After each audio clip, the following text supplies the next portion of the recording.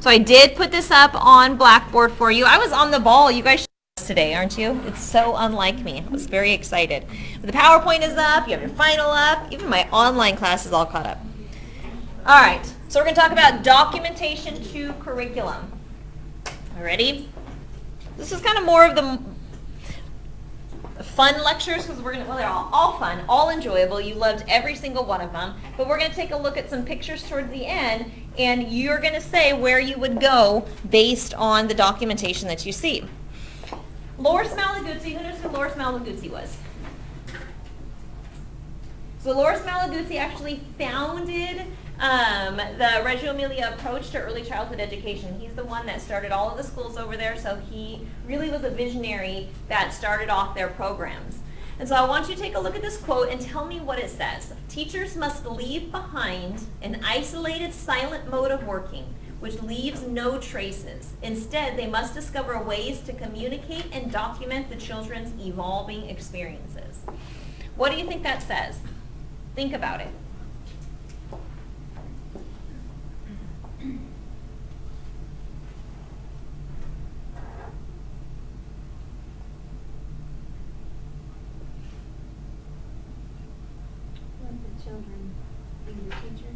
Exactly. The children should be center stage. It should be the children that are the one running the classroom, the children that are the one deciding what's going on in the classroom. The teacher should be a silent third person. They're there to support it. They're there to showcase what the children are learning. It's a very different way to think about it, especially when we take a look at our American culture. We really think that teachers are the ones, that they should be up here, children should be down there, teachers speak, children listen, children just regurgitate what the teacher said. And that's not how the Italians work early childhood. That's not how they work education at all. And documentation is really a foundational concept that we see in the Reggio Emilia schools. And if you walk into any programs in the United States that are heavily based on their philosophy, you'll see a ton of documentation because that's how teachers are demonstrating how children learn.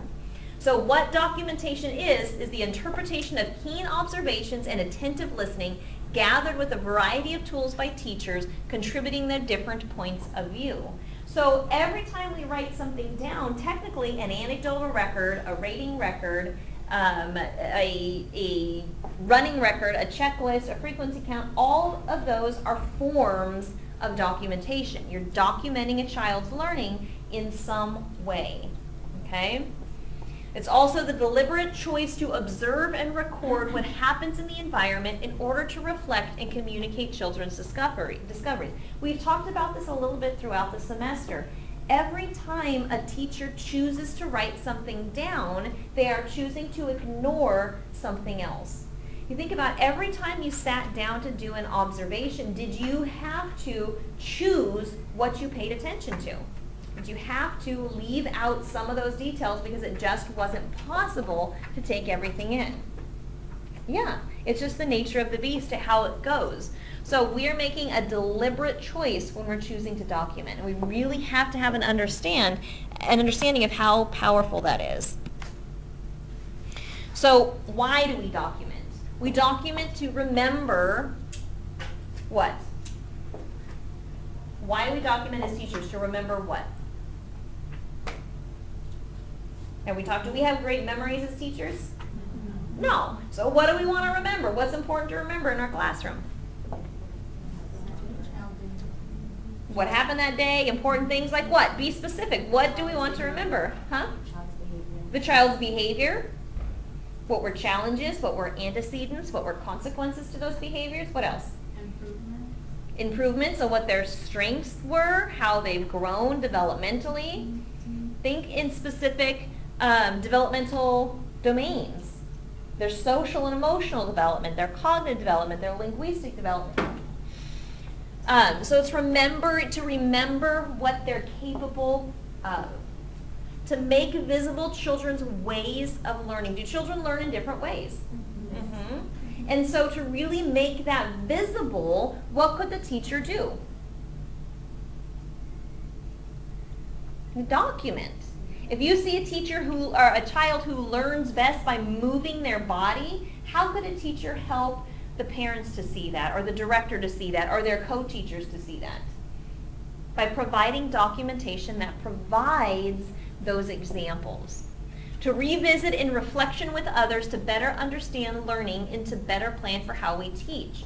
One of the philosophies that came from the Italian approach is this concept of co-inquiry. And co-inquiry is actually teachers reflecting with one another on their documentation. And I had the privilege of working over at Fresno State at the Huggins Early Education Center, and every week that's what we would do. We would have the opportunity to bring our documentation from that week and sit around in a circle and share with our co-teachers, this is what I'm seeing the children in my classroom doing. This is what I'm going to offer next. This is where I'm thinking we're going to go with this project. And to get an outside viewpoint of teachers that weren't in your classroom to suggest, why don't you try this? Or, you know what, I'm looking at this documentation that you've provided me and I see something totally different. Because remember, when we take a look at documentation, are we pretty subjective in what we see? Even if we try to be as objective as possible, are our own personal bias entering into how we see something? Yes. So we document to help reflect back on the work we do as teachers so that our co-teachers can tell us, or our directors or our mentors, whoever it could be, to say, you know what, let's look at this a different way. To hold children's discovery for them and return it to them to continue their inquiry. This is probably one of my favorite forms of documentation, or ways that we document. We document so children can think about their learning. So teachers use documentation to think about their learning, but children are capable of looking at their documentation and saying, oh, remember when I tried to do this? Remember when I did that? How many of you have been with a child that'll see a picture of themselves and tell you the whole story about what happened in that picture? Have you ever done that? They love to do that. They can tell you every single thing that happened. And then she said this, and then she said that, and she said that. She had a pink bow in her hair. You know, half of it's probably not accurate, but they're discovering what they learned. And so the next time they're offering, if they have pictures of them discovering worms and they're telling you everything they did, the next time they have worms, that experience is fresh in their mind, and they will have the opportunity to further that investigation. So it gives them the opportunity to revisit their experiences. One of the tough parts sometimes of being a teacher is deciding which strategies of documentation you want to use. There are a lot of different methods to document children's learning. And so whichever strategy we choose to do, we have to understand that because of our choice in documentation, we are leaving some information out.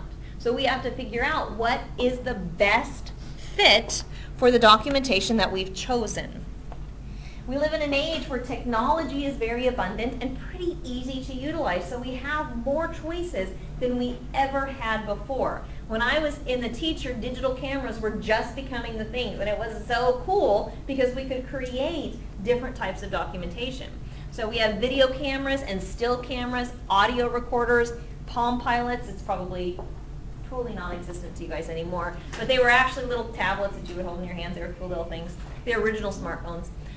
Computers, notebooks, Post-it notes, calendars, scanners, printers, all of those can be utilized to document children's learning. One of the things that teachers don't realize a lot is the use of scanners. Do children produce a lot of artwork, especially if you have a child that's their language of learning? They love to paint, they love to draw, they love to produce different types of work. And it's hard to put all of that in a child's portfolio. So one of the things that teachers can do is actually scan that work in and have just a digital copy of that artwork. You don't have to keep the actual painting, but you can just have a scanned copy of it. So those are some excellent ways. Calendars. How do you think calendars could help document a child's learning? Showing when they accomplished the goal. So how would they do that? How would a teacher utilize a calendar to show that they accomplished a goal?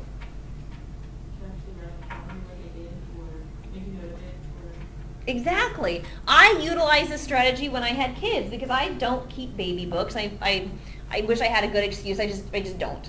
I'm lazy. But I had a calendar in my kids' rooms, and so every time they did some sort of milestone, I just wrote it on that calendar right there, and that's their baby book. It's just that calendar. That's how I documented their learning. When they said a word, I'd go and write it on the calendar. When they did something, go write it on the calendar. And that's the same thing that teachers can do. If they document one thing about each child really quick on the calendar in their office, and that's a good gateway to get them to document frequently, then that's what it is. Okay, so there's lots of different strategies that we can use to document.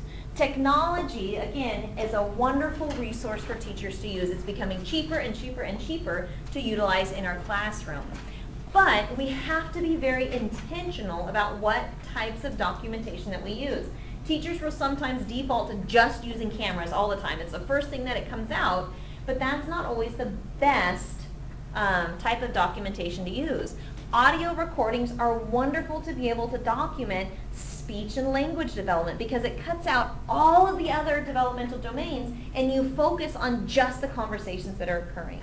Okay? And I think really audio recordings are severely underused. It's a great thing to be able to have, just a recorder when you sit down with a child and record the language that's being produced. Videotape, physical, and all other areas of development, especially when we want to see how their body moves and their perceptual development.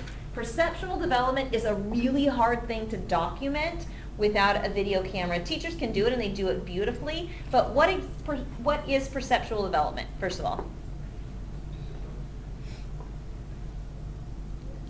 So perceptual development is taking in information from our senses and doing something with it. Okay? So perceptual development means I'm doing multiple things at the same time. So if somebody's water bottle starts to fall and I lunge to get it, what senses have I engaged to produce that act? Well, what did I have to do first? I had to see it, right? And make my body do something. That's perceptual development. So a lot of teachers will just focus on the fact that that movement is gross motor development, but the perceptual development part of it is I've seen something and acted on it. I've made my body do something based on the information from another sense. Videotaping is a wonderful way to get that information. It's hard to get it in a still photograph because you can't see the information coming in and then a behavior produced. Photography is a great way to create still documentation of an event. It's electronic storage, inexpensive printing, because you can actually create files for the children. One of the things that I did when I was a toddler teacher is on my computer I just had a file for every child. And so we would store the pictures in the child's file, and then at the end of the year we could print that on a disc and give it to the parents. And they had this whole repository of these beautiful pictures of their kids all year long, engaging in this wonderful learning. And they'd seen the photographs all throughout the year, but it wasn't all of them. Okay? Oops, wrong way. All right.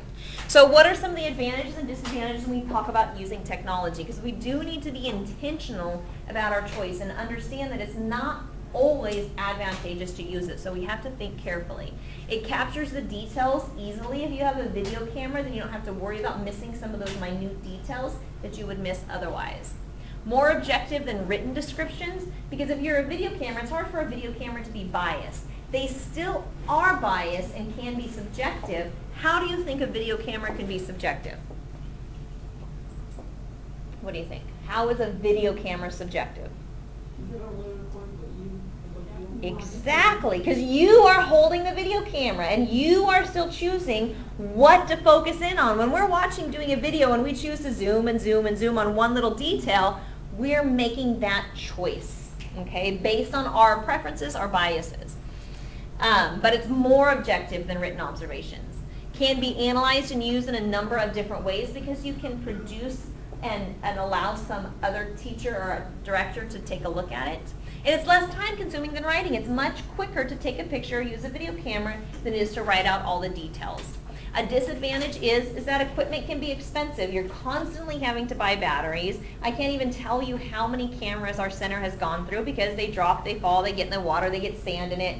All sorts of things happen. So replacing that equipment is expensive. You have to have a computer to store all of that information on. It is much more complicated than just taking notes. Some people have a natural aptitude to integrating technology. Others, it makes it so the technology is a barrier for the documentation, and that's not what it should be.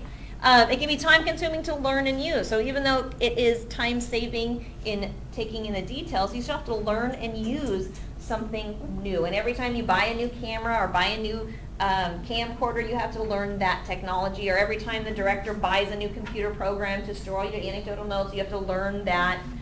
So that can be time consuming. It may also cause unnatural behavior in a child. This has been fascinating to watch happen. When you take a picture of a child, I mean, starting at 18 months, what is the first thing that they do?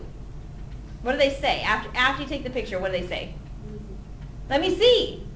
Let me see. That's something new in a child's vocabulary. When I was a kid, could you see the picture?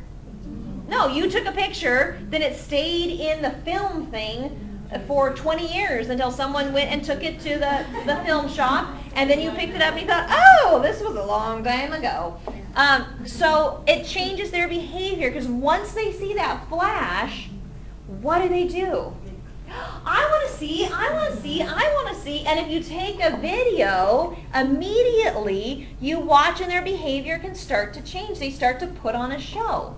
And so a lot of times you can get unnatural behavior. And is that authentic assessment? If it's producing unnatural behavior, it's not an authentic assessment. So we really have to be cautious how we're using technology and watch how the children respond to it.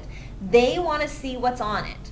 The more you use it in your classroom, though, it can become a part of the children's learning, okay? But I guarantee when you first start using a camera or a camcorder, that is the first thing that they're going to do. They're going to change, and it's going to become more of a show. And immediately when they see that first flash, so if you're hoping to take a series of photographs, immediately you do the first flash, and they all want to come see the picture. So you've lost the moment. So we really have to understand that. And it may be against cultural values. There are cultures around the world that are strongly opposed to having their photo taken. Some parents do not want pictures taken of their child, even if you assure them they're not going to be going into any type of electronic format. Some parents are very concerned about that. So we want to make sure that we respect the children. Children that are in the foster care system, having photographs taken of them and the possibility of being on social media or being displayed can be something to really take into account. So we want to make sure that we have those conversations with the parents in our program to understand what our limitations are in using technology in our classroom. All right. Remember that each tool leaves something out. So that intentionality is really important. If you choose a camera, if you choose a camcorder, if you choose Post-its, if you choose a calendar, something is going to be missed because of your choice. And as a teacher, we have to accept that's what it is, but we really want to have an understanding that because of my choice in the documentation tool I'm using, I'm missing out on something. Okay? So we want to be intentional about choosing different types of documentation to acknowledge the fact that I need to fill in these gaps. The way we use each tool is highly subjective, okay? So when we use a camera, and if we have all the children gather around that art piece and say cheese, is that going to change the documentation? Then a teacher who goes in very quietly, turns the flash on, and is able to take a picture of a children doing action. They're using the same technology, but the way they use it impacts the information they gather, right? So we want to have an understanding of that. What we include or exclude in the photograph or videotapes depends on our focus. So if we focus in on one child and it's a group activity, then that's going to give us different types of information than if we focus in on the group. That's the same type of information that if we choose to document just one child. And again, this is like everything. Using more than one tool really helps to get a complete picture. Okay. One of the things that we talked about at the beginning of this lecture was utilizing documentation to communicate with parents, communicate with teachers, communicate with the directors in your program. So when teachers work together to select, organize, arrange, and identify documentation, they give meaning to the experience that first produced them. So it helps to clarify some of the things that you might have missed the first time around. And we're going to look at a series of pictures when I had a really cool experience that enabled me to have a really great firsthand understanding of how this happens. So when we choose to document as teachers, and we go back and revisit our documentation, then we're able to produce a higher level of learning than that we didn't have before.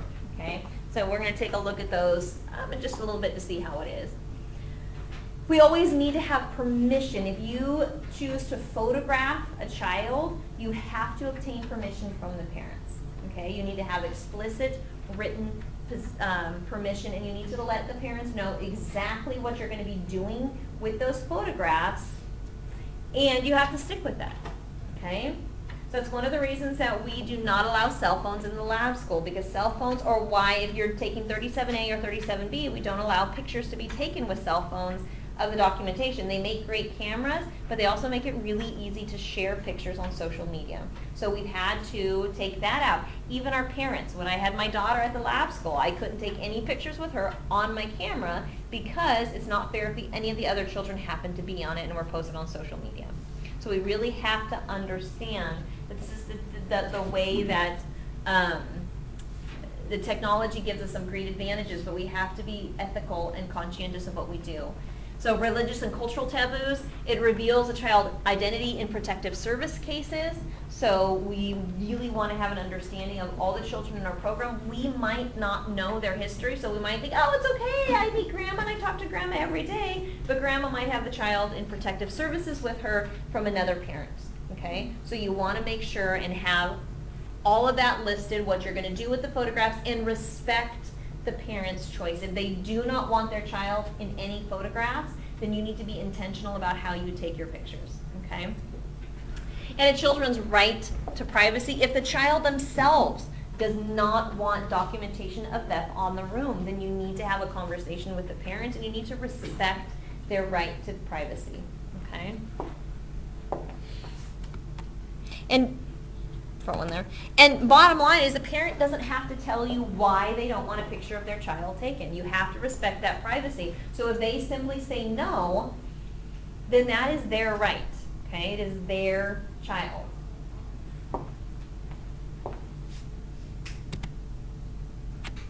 So what do we do with all this documentation? There's lots of different ways to display the documentation. What we need to understand is how we choose to display the documentation lets the audience know this is who I'm speaking to in this documentation, okay?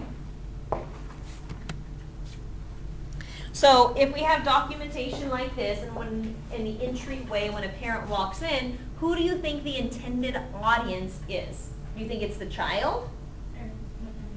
It's the parents. Why do you think it's the parents? Why do you think that documentation is for the parents?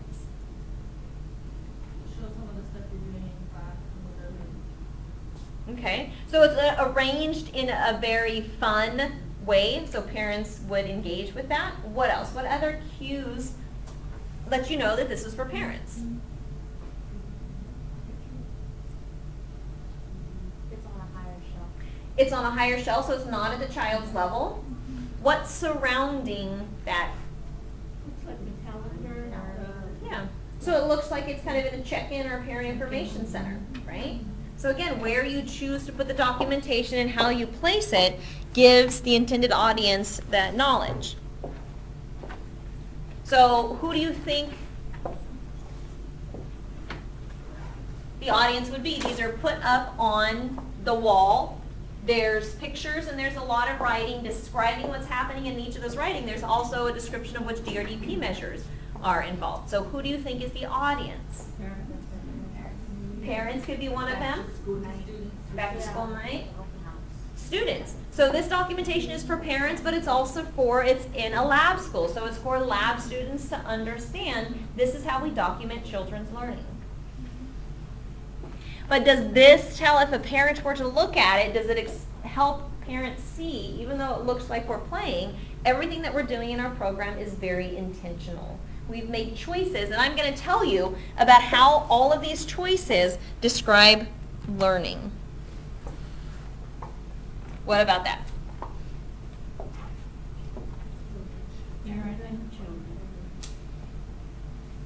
Be parents or the children, even though it's not low at the children's level, are they large pieces of artwork that the child can see? And each of them are documented right here with the child's words.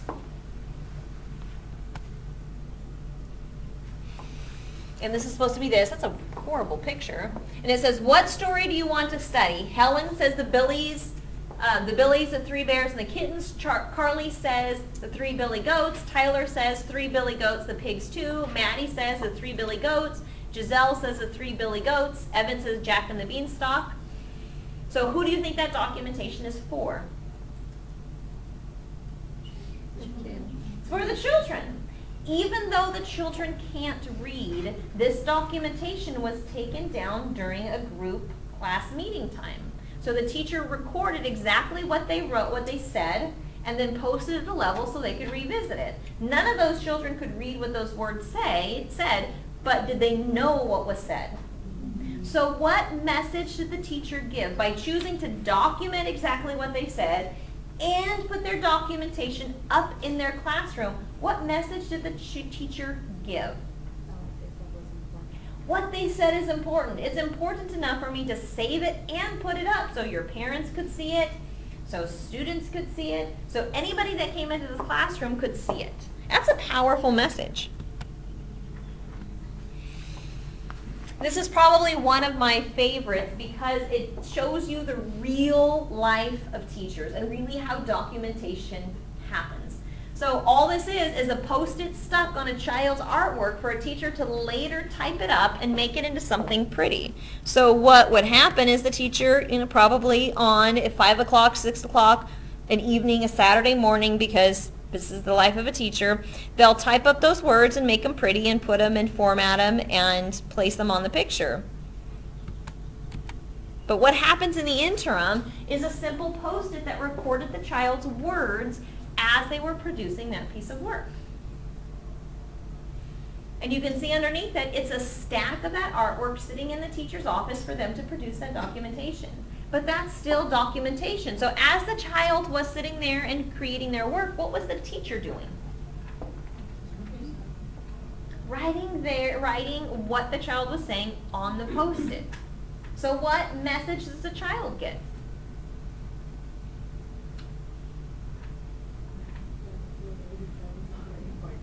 What's important? Their artwork is important, not only because the teacher chose to write down what they were saying, but what did the teacher have to do to record that? Talk to them. Sit with the child. Just listen to the child too. That lets the child know this piece of art is important. And it's really neat to see how much children invest in painting and writing when a teacher just sits there and just observes what they're doing, because it really gives them the message that this is important stuff. This is your work. And when we create this documentation and hang it up in our classroom, what message does that give to parents or directors or any other stakeholders that will come to visit? That they care about the children, which is important, but what is that even better message that society needs to get? They have a voice. That they have a voice, and this is how they're learning that spatial reasoning. This is pre-literacy. This is social and emotional development. This is cognitive development. This is language development. All of that happens with something like this, but we have to show that. Okay? Oh, it's not up there. All right.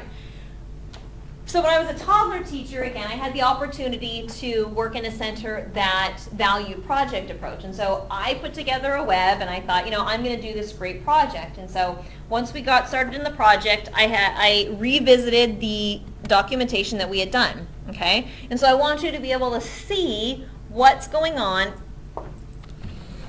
and tell me what you would have done.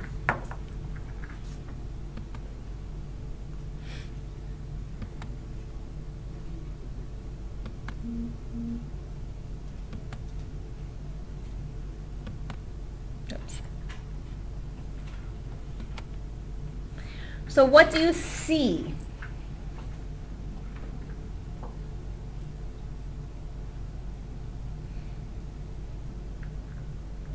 First of all, this is all the same child. Some of the other slides won't be, but is it all one day? So what do you see?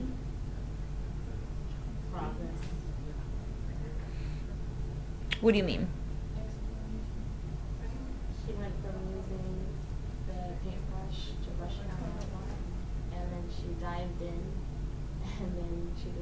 touching, put her whole hand in it.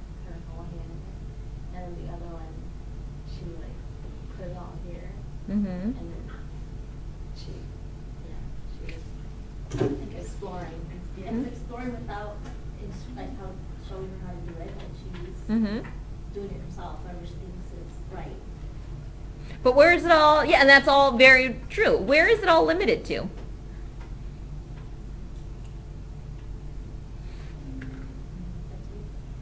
It's all on her hands. Her hands and her arms, right?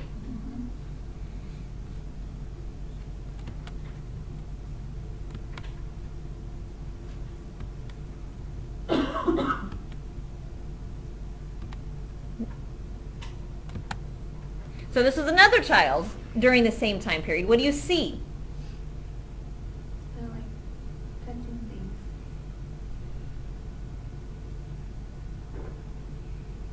Okay. So she's touching, what is she doing? They're painting their hands. She's painting their hands. Mm-hmm. Paint on her hands, and even with the spoon, she's touching is that paint too, or? That's shaving cream and food coloring. She's filming, she's Mhm. filming it out. Mm-hmm.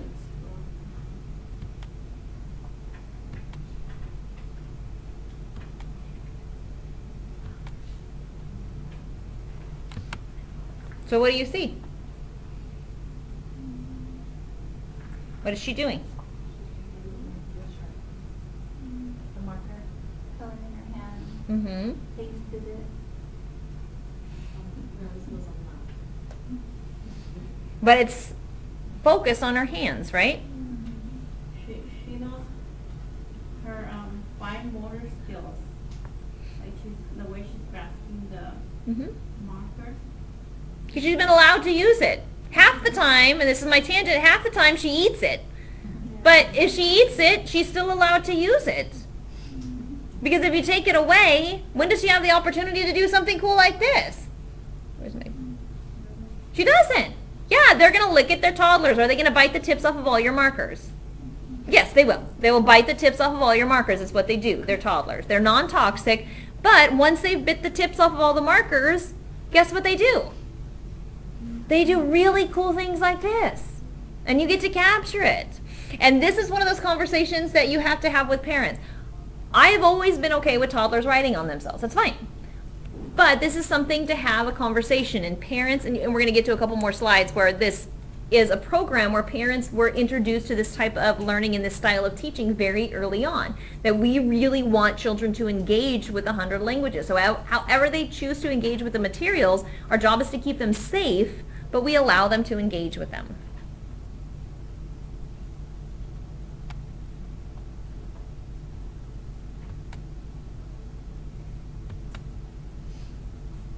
So what do you see?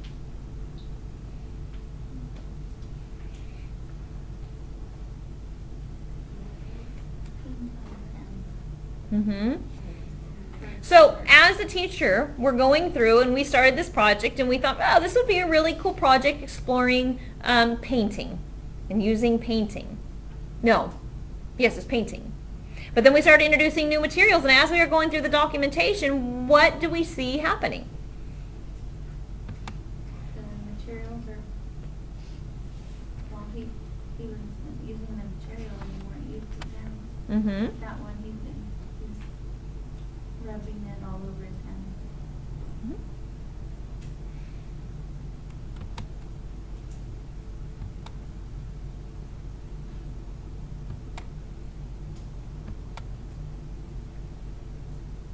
So what do we see? Do we have another child doing the same type of behavior?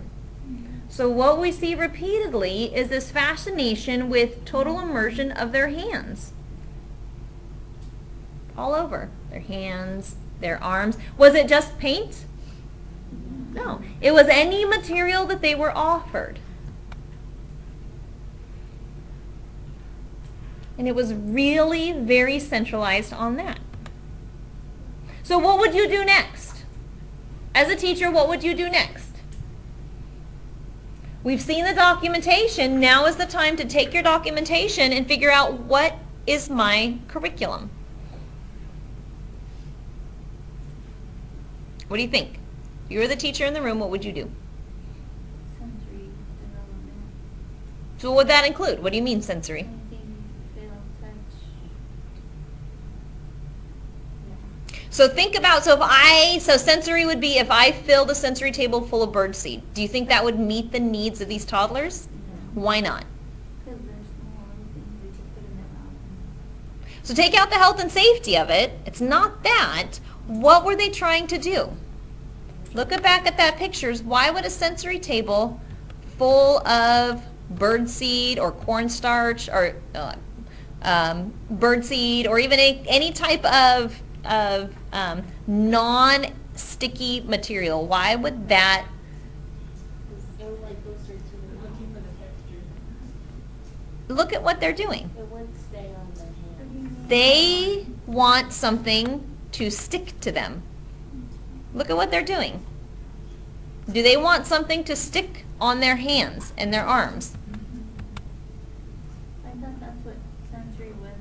That paint is them touching. And Yeah, it is sensory, but so is a sensory table full of sand or birdseed. But what does that things do? That's still sensory, right? But is it a different type of sensory? Yes. So this isn't about the sensory development. And so that's why we have to take a look at all of our documentation.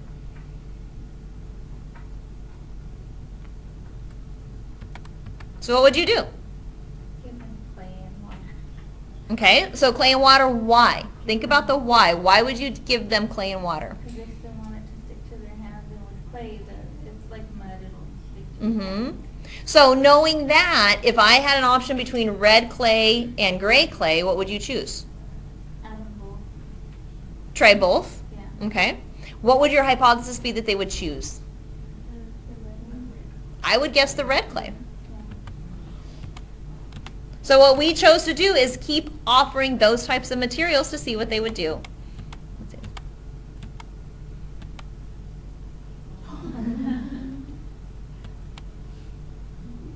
Did it to herself or somebody else did it? She did this to herself. It's on her lips. So we've fully explored our hands, and they were able to explore our hands. It wasn't, no, use the paintbrush. No, we only paint on the paper. No, we don't paint ourselves. They fully vetted that material. So then we see this. So what's happening?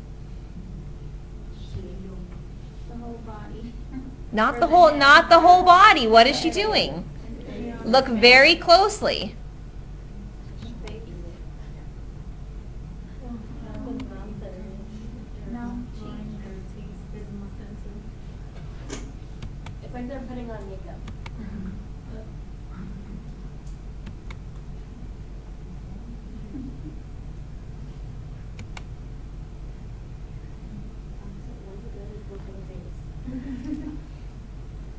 So that, what did you notice? So we saw a series of pictures, so they were putting it on their hands and their arms. What was their development?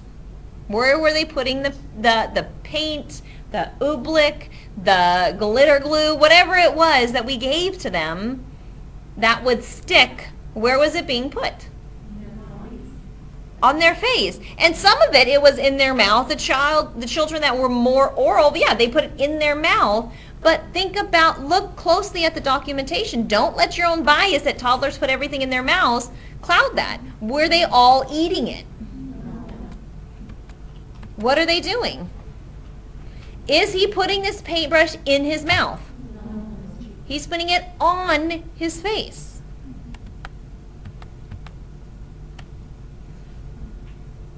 Same thing with this. Is she putting it in her mouth? She's putting it on her face. So what would the next thing be to do?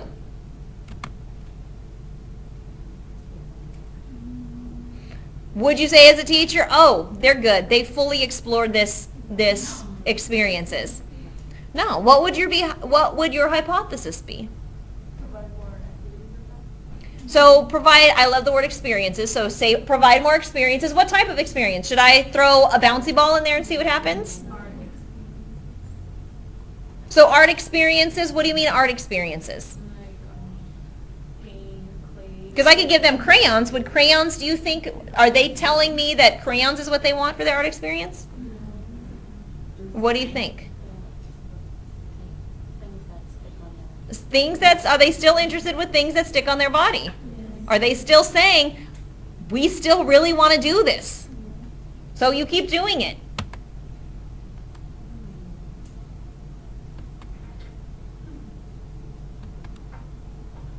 And these are all things that they are doing to themselves. So what does the role of the teacher become? To keep them safe, keep it out of their eyes, give them more materials. So often a teacher's knee-jerk reaction was, oh, this is too much, all right, done, I'm cleaning all this stuff up, we're done with this, you guys are just crazy, right? Would that be our knee-jerk reaction? And it's the opposite of what they need. What are they saying? Through the documentation, what are they saying? We want more. Keep doing this. We are not done with this yet. It doesn't mean you're doing this every day, but it means that as a teacher, you have an understanding they are still learning from these materials. They've put them on their hands. They've put them on their face. Do they still want to learn from these materials? Yes. So as a teacher, you keep offering the materials. You keep encouraging parents to bring extra clothes. You keep being that silent person in the background that's ready to give them baths when they're done. Because are they a mess? Yes. They are a mess. So your job is to be okay with that and to support that learning. Because you can see through the documentation, this is what they want.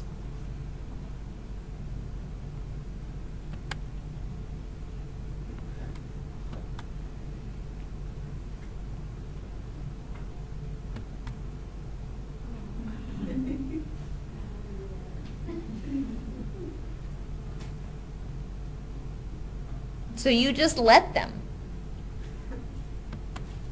So what would you do next?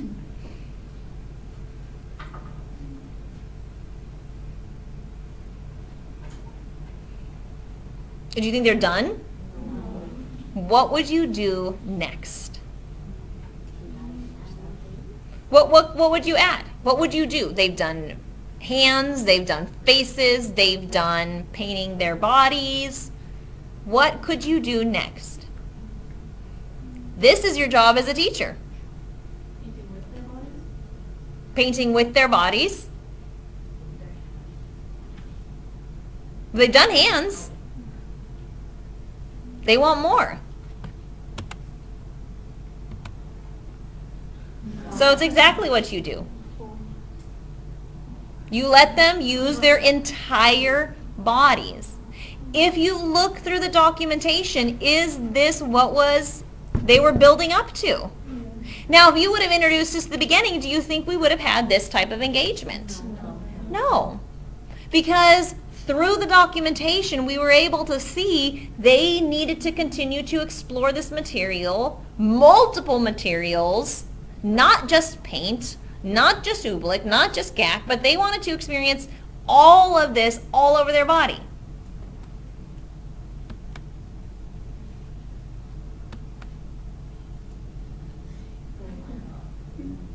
So what is your role as the teacher?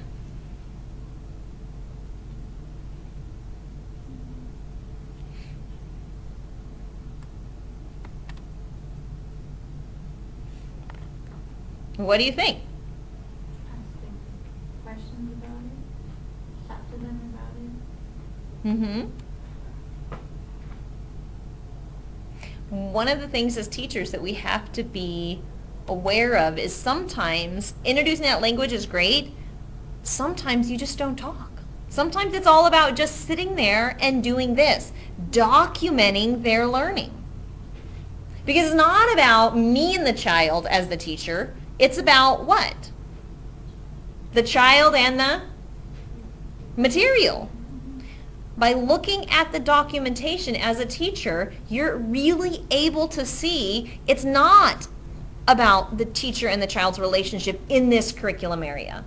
This was a project that wasn't about building that relationship between a teacher and a child, or even a child and a child. Those were different elements, and you could definitely assess for those within this project, but really what did we see in all of that documentation, what did we see being developed? What relationship? They're interested. The child and the what? What is the it? The material, right? It's the child and the material and how they use that material. I mean, do they have any other opportunities to do this? No. Do many children have this opportunity at home to do this? So what is your job as a teacher? I mean, if they're my child, they do. But what is your job as a teacher? What do? You allow them to experience it. You create that opportunity. What did this mean for a teacher to do? What do you think had to be in place? Was this just a wake up one morning and go, oh, let's swim in paint today with toddlers? It was intentional. And it was intentional because what? As we looked through the documentation, it was very evident. This was the only choice that was left. There was nothing else to do. But it's so hard to think outside the box. Did any of you think? Kyla thought body painting. But for most teachers, would that be the next step? Is that's the only thing left, is to bathe in paint. But if you went through the documentation, now thinking back on it, was that the only logical choice left? What do you think? What else could you have done? You could keep offering it to them, but what were they telling you through the documentation? What did they want to do? Explore. They wanted to do this. And what do you see through the documentation? What do you see happening? What are they doing? They are engaging with their entire body in paint. They are literally bathing in paint. So what do you have to do as a teacher? If you see this is what the children in your classroom want to do, you've looked at the documentation, what do you have to do to support this in your curriculum? You use it as a learning experience. Yeah, exactly. But what do you have to do? This isn't, you can't just bathe in paint with toddlers and be, oh, I'm good, see you later. What has to happen? What is the planning that has to do? Think back to Malaguzzi's quote, you are invisible. What did you have to do, what did I have to do behind the scenes to make this curriculum happen? No, I didn't just sit there and observe. I had to do stuff. What did I have to do? Well, I mean, it's Plan it. Plan it. There you go. What did I have to plan? What did I have to plan? Yes. What? You guys are almost there. What had to be planned? We had to talk to the parents, right? Was that an important part of it? Yes. What did I have to include the parents into the curriculum? How do you think you get parents to be on board with this?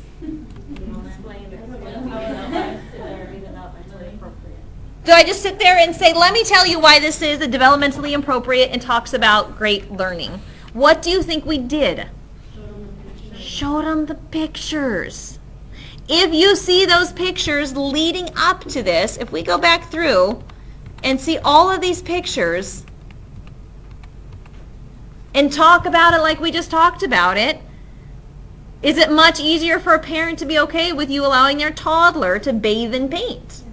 Yes. And if you talk about it and say, this is the next thing, I'm so excited. What do you think about allowing them to bathe in paint? We're going to be assessing this DRDP measure and this DRDP measure and this DRDP measure by bathing in paint. Do you think that's much better way to get parents and directors and other stakeholders to understand what you're doing? So what else? Besides talking with parents, what else did you have to do?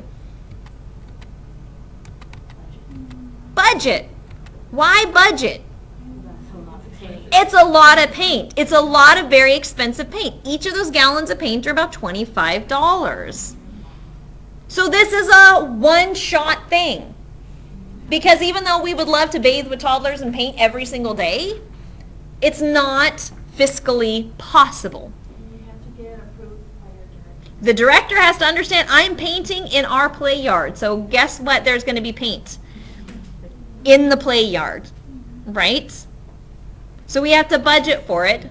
So we have to choose which day we're going to do it. If this is just a one-time thing, should I probably choose the day that engages most of the toddlers? What day are they most there? Do I need to choose a time? Because after they play and paint, what do you have to do? You have to clean up. You have to bathe them all. We were very fortunate at Willow to have pretty much bathtubs, big, deep sinks that you could put the toddler in, and we bathed them. It was really cool. But it was set up with this philosophy in mind, that this is what we want the children to do. But if this is what we want the children to do, we should probably wash the paint off from them before we send them home. And so we had to choose the time. Would choosing to do this at 11:15 with toddlers be a good idea? No, because are they a little cranky then when you're trying to wash them? Yes, they want to eat. They don't want to be washed. So you have to choose the time. You have to choose the budget. You have to introduce parents. You have to talk to your director.